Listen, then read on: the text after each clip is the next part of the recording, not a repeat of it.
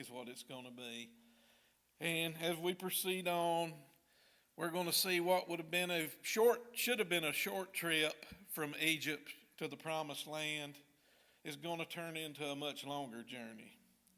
And God is going to be leading the way through this. So and we're going to see why. I'm going to wait till we get to that part, and I'm not going to tell it now. But God's going to see a reason why not to take them all the way to the Promised Land immediately. And it's going to be part of their failure of the way they do, and their longing and lusting over Egypt in the past.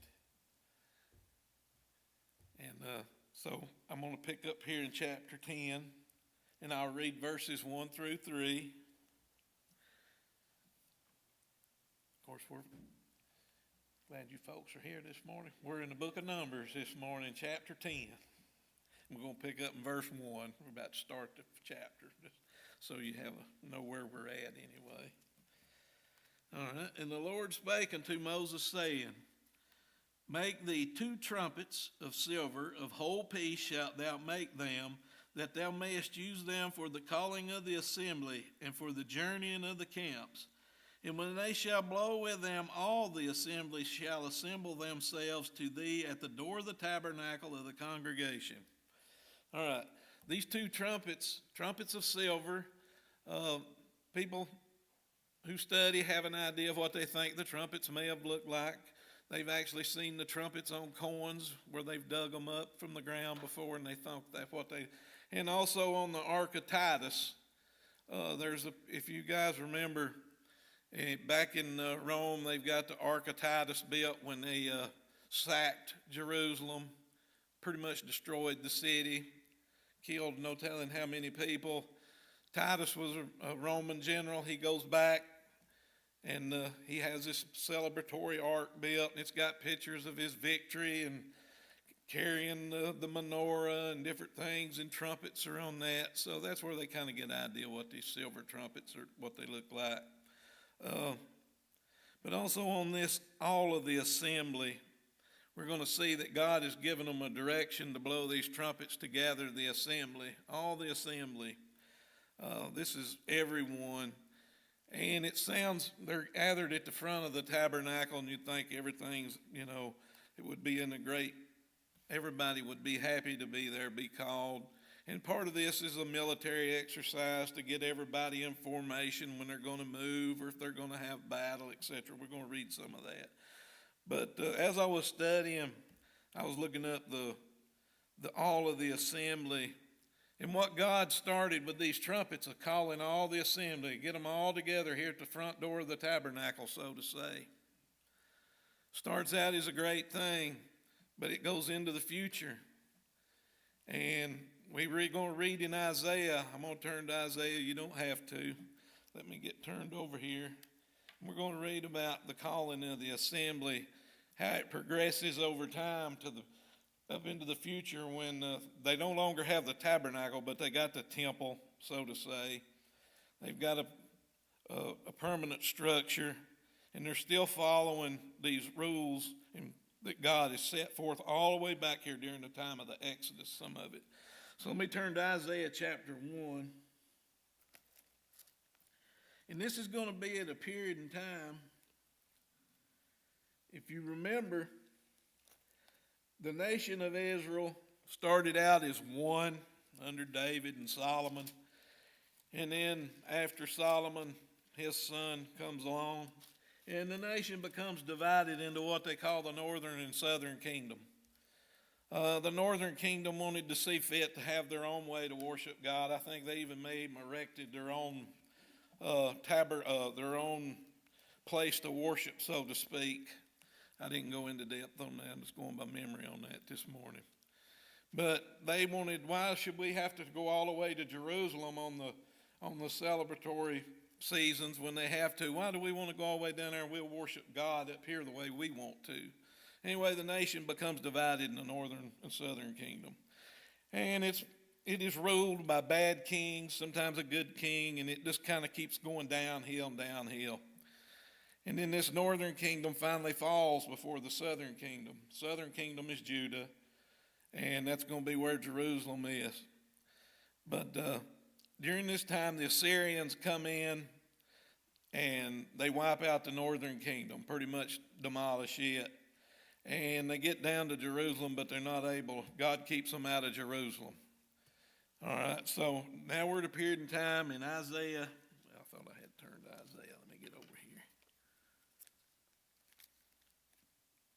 You can tell I didn't mark it. Here we go, chapter 1. Chapter 1, verse 1, the vision of Isaiah the son of Amoz, which he saw concerning Judah and Jerusalem in the days of Uzziah, Jotham, Ahaz, and Hezekiah, kings of Judah. All right, so Isaiah, he's a prophet in this time. Northern kingdom has failed. The southern kingdom is still there, but he's been sent as a prophet to tell them what they're doing wrong. God is sending them a message and trying to give them a way out to keep from ending up like the northern kingdom, hauled off to a foreign land, people killed, cities destroyed. But if we read right on over here in verses 9 through, I think it's 18. Yeah. Except the Lord, and we're still in the same chapter here. I just left some out down through here. Except the Lord of hosts had left us a very small remnant, we should have been as Sodom, and we should have been like unto Gomorrah. Hear the word of the Lord, ye rulers of Sodom. Give ear unto the law of our God, ye people of Gomorrah. And you're like, what has this got to do with the assembly? But we're about to read down here in a few verses. It's coming up. The assembly, the calling of all the people together at God's place of worship is what I'm getting to here with the assembly. To what purpose is a multitude of your sacrifices unto me? God's saying, through Isaiah, he's saying, what is all these sacrifices you offering unto me? Why? And God set forth this plan of worship for these people to make atonement for their sins back in these days. This is what they were supposed to do. God set this forth in their exodus from Egypt at a time when they should have been learning and passing this on to everybody else. And in the future, you think the people from the future would look back and see from the stories from the Exodus how things went south for those people. But we'll see. People have a tendency to forget what happened in the past and keep continuing and make the same mistakes. And you got to remember that's what we're studying here in Exodus, is that they're murmuring against God as he's leading them away from Egypt to the promised land. It's just every now and then, it don't take long, they get to complaining and murmuring. And they're not thankful to God. They forget the miracles he done just a year ago when he parted the Red Sea and all the plagues of Egypt. But even into the future, they've had a reference to look back on the books of Moses, these people in these times of the kings, and we're going to see that they're still making the same mistakes that they made back then. Let me carry on here. To what purpose is the multitude of your sacrifices? They made a lot of sacrifices at the temple. Unto me, saith the Lord, I am full of the burnt offerings of rams and the fat of fed beasts, and I delight not in the blood of bullocks or of lambs or of he-goats. When you come to appear before me, who hath required this at your hand to tread my courts? Bring no more vain oblations, that's the offerings. Incense is an abomination unto me. The new moons and the Sabbaths, the calling of assemblies. That's when they call them assemblies for everybody to come up to the temple. And God's saying, you're going through all this stuff. You're making the sacrifices. You're having the big assembly here. You're calling everybody together. But it's fake what we're going to read right here. The calling of assemblies, I cannot away with it. It is an iniquity, even the solemn meeting. Your new moons and your appointed feasts my soul hateth. They are a trouble unto me. I am weary to bear them. And when you spread forth your hands, I will hide mine eyes from you. Yea, when you make many prayers, I will not hear. Your hands are full of blood. Wash you, make you clean. Put away the evil of your doings, and before my eyes cease to do evil. Learn to do well, seek judgment, relieve the oppressed, judge the fatherless, plead for the widow. Come now and let us reason together. Here's the good part right here. Come now, let us reason together, saith the Lord. Though your sins be as scarlet, they shall be as white as snow. Though they be red like crimson, they shall be as wool. God he's upset with their worship service, what they're doing here, and he's not condemning it. He created it, but he's calling it out as fake is what he's doing to these people, these calling of the assemblies. And when I was looking up these words, and it just come to me, and it's like, man, how could they keep making the same mistake? The same mistakes their forefathers made back in Exodus, right after a year after the miracles. And here they are, still again, the northern kingdom's done been sacked. There's some people who made it from the northern kingdom down Jerusalem after it was destroyed. Some of them, they passed the stories on to the people who were there in Jerusalem of what happened up north. But they got a prophet here. God sent a prophet to tell them, and they're still going to keep doing it. They're going to keep doing the same thing. They're going through the motion during that time, but it's all fake. Their heart's not in it, and God's calling them out for it. And they're going to be destroyed eventually. We'll read that when we get over there. Even with the prophets telling them that they're doing wrong, and they still don't get it together, and Jerusalem will fall. But anyway, we're on chapter 10. We're going to get on to we're still on chapter 10. Now I'm going to read, I think it's 11. Yeah. Make sure I get this right here. All right, two trump assembly. And if you blow, verses 4 through 10. Yeah, 4 through 10. These verses 4 through 10. I'm not going to read all these because it's repetitive, but it's kind of blowing the trumpets for this and blowing the trumpets to assemble and trumpets for that. So I'm going to skip all the way down here to verse 11 and pick up. And here we're going to get to Israel marching to Kadesh Barnea. And this here's a big part of the Exodus coming up right here, because there's going to be a lot of things happen here in the near future. Well, not near, within the next 40 years from this area up in here. And it can be a bit confusing. It is even for me sometimes. I'll flip over to Numbers chapter 33, and it lists like each stop of where they end up camping is what I call it when they stop. But this is going to be an overview right through here, and I'll start out. And it came to pass on the 20th day of the second month in the second year that the cloud was taken up from off the tabernacle of the testimony. So what's that going to mean? It's time to pack it up and let's get moving is what they're going to be doing here in the second month of the second year. And the children of Israel took their journeys out of the wilderness of Sinai. So we're leaving where? Mount Sinai. We're getting ready to go, and we're going to end up in the wilderness. And the cloud rested in the wilderness of Paran. My pronunciation may be on that, but that's the Arabian desert, Paran. Actually, the name means place of caverns. I did read, I think that might have been in the bottom part of my Bible over here. But either way, it gets into a little controversy about how long they were at Kadesh Barnea, how long it took to get there, because we've got 40 years to count for. So, and it can get confusing, like I said there. But anyway, let me keep reading.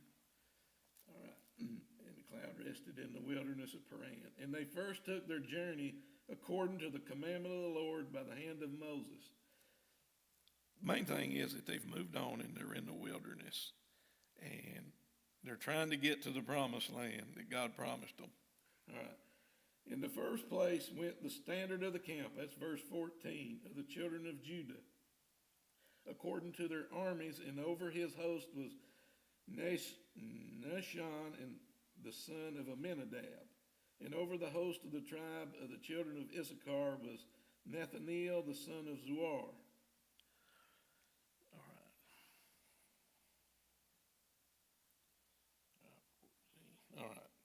All right, now I'm getting into this section. If this is the leaders of the tribes, so we're not going to bore you to death. So all the way from 14 to 27 It goes into the leaders of each tribe and the banner they had up to get ready to march.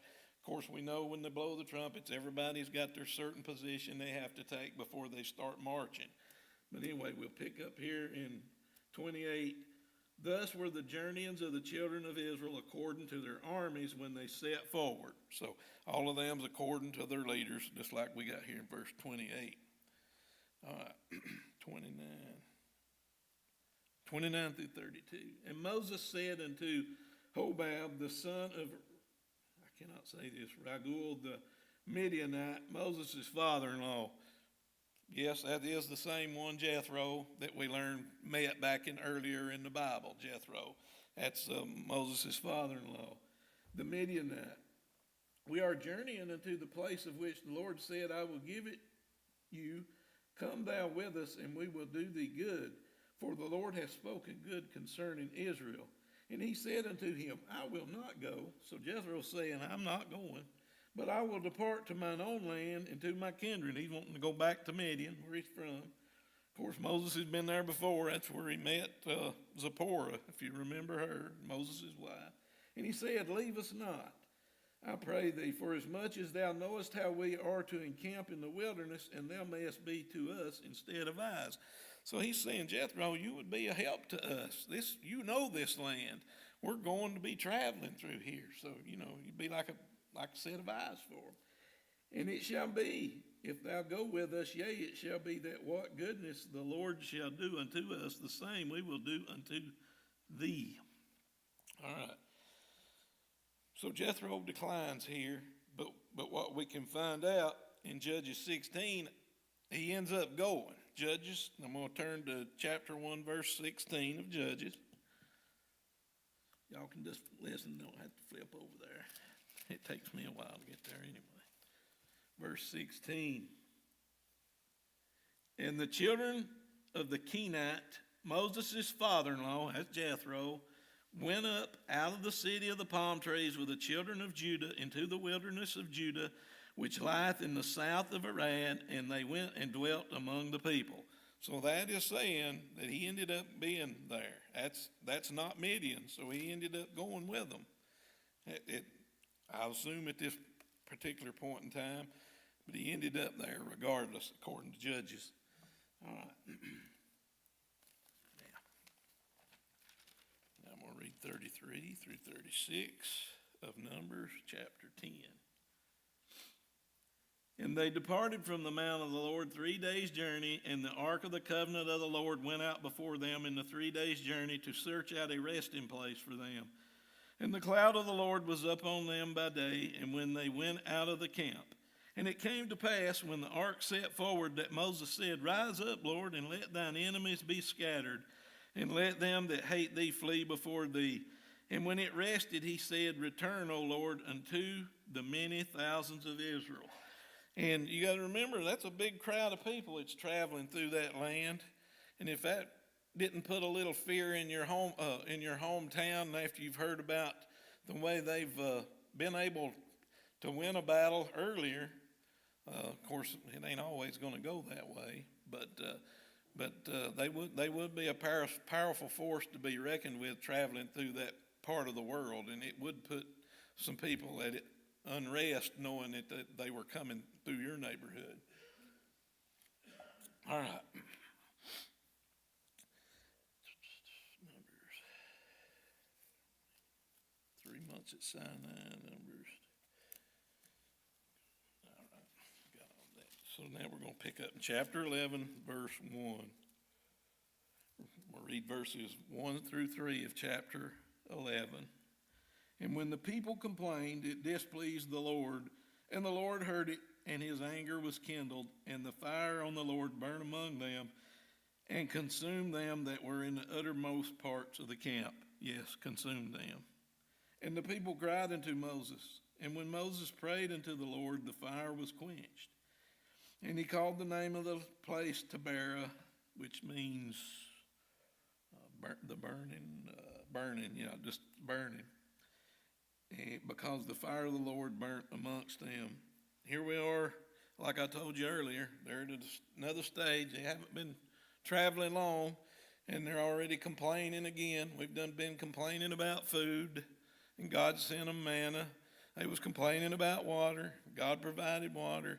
Here they are leaving Mount Sinai, been gone 3 days' journey, and here we are murmuring about food again. They started complaining 1 month into the Exodus about food, what we said, and they actually said better to be, now that they are tired of the manna, it's better to be a slave than to have no meat, as we're about to read here. I'll read 4 through 10. Yeah. And the mixed multitude, there we go again with that mixed multitude. If you remember, we talked about everyone that left Egypt was not children of Jacob. You had a mixed multitude there. You had some Egyptians that were married in there, some people that had been in Egypt. And just that fact alone caused problems within the camp because, of course, the Egyptians had their own way to worship and do stuff, And but for whatever reason, if they had married one of the children of Jacob or something, they were taken along. But it's going to cause controversy. And if you'll remember, way back when Abraham's time, God told Isaac needs to marry somebody from his own. He didn't need to marry the Canaanites up there in Canaan, because you know what that was going to be. It was going to be a mess. And that mixed multitude here amongst these people who worship God, and then these people from Egypt that had their own different stuff going on, it don't mix. It ain't going to mix, and it's going to cause trouble. And we're going to see here it leads to murmuring in the camp. Okay, and the mixed multitude was among them that fell a-lusting. They wanting something that they had in Egypt. They're not happy with what they got now. How could you leave a place where you served hard labor of rigor, a slave, and want to go back just over food? They want to go back to that, just over food. They wish they could go back. Okay, but I think there's more to it than just the food. It's the lusting. It's the easy life that they had. Even though they served there, they didn't have to pack up and live in the wilderness. Think about it. There's more to the story there when you think about how these people were reacting out here in this wilderness. All right, let's see. Let me get through 10. I'll stop, or I'll try to. And this, I got to get this. Fell a-lusting, the children also wept again and said, "Who shall give us flesh to eat?" All right, here they're wanting meat. They're wanting flesh to eat. We remember the fish which we did eat in Egypt freely, the cucumbers, the melons, the hamburgers, the fried chicken, all the good stuff, all the easy eating they had back then. Of course, that ain't what the Bible says, but that's what they had. It was easily had there. They didn't have to depend on God, on the manna, which was keeping them alive at this time. But already they're forgetting the miracles of God. And they're lusting back to all that easy stuff they had. Even though they served with hard labor and worked, they didn't have no freedom. They were going to be slaves. And not to mention the fact that Pharaoh ordered their firstborn males killed, murdered, thrown in the Nile River. But they still want to go back. Oh boy, it was great there, and we had all that good food. So that's what they're lusting after, and what they've already forgotten was behind them. But anyway, I'm going to make a mark there, and we'll pick up next week here. We'll start back on their lusting for the food, because God's going to give them some food here in the next little bit. He's going to send them some meat right off from the ocean and the sea. And he's going to give them plenty of it. But anyway, I'll dismiss.